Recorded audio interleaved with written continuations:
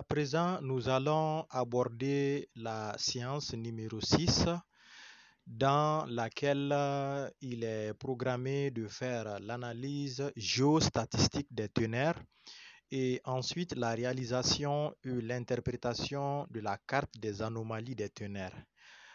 Au fait, ici, il faut savoir que ces deux points-là sont réalisés simultanément ensemble parce que quand vous allez prendre l'interprétation des anomalies, il y a de la géostatistique qui va intervenir direct. Donc, au fur et à mesure que nous allons faire nos analyses géostatistiques, nous allons aussi faire l'interprétation des teneurs.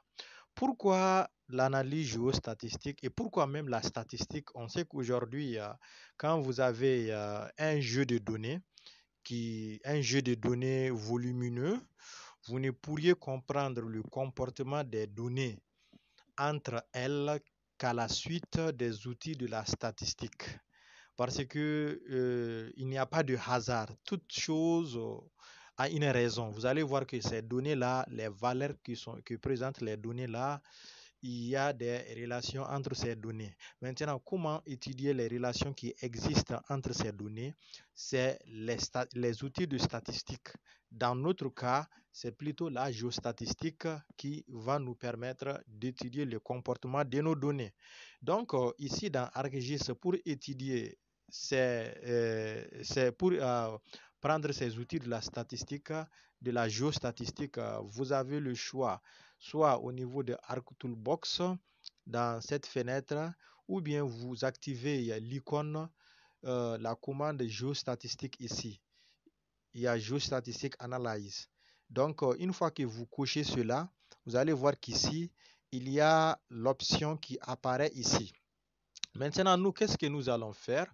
Nous allons rentrer dans la fenêtre en question et nous allons cliquer dans Explore Data, qui veut dire explorer les données.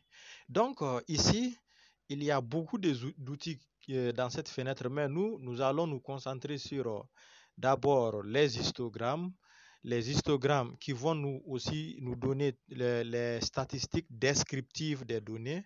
Nous allons utiliser aussi le diagramme normal quantile.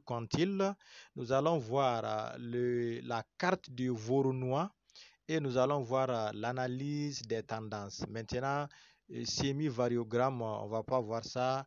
Général QQ-plot aussi, parce que dans ce cas aussi, on a besoin de deux séries de distribution. Comme dans notre cas, nous n'avons qu'une série de distribution, on ne va pas toucher ça aussi. Et cross-sync variance aussi, là aussi, il s'agit de deux séries de distribution. Nous, on n'a qu'une série de distribution, on ne va pas toucher à ça aussi. Mais déjà, avec ces quatre-là, nous aurions beaucoup d'informations sur nos teneurs.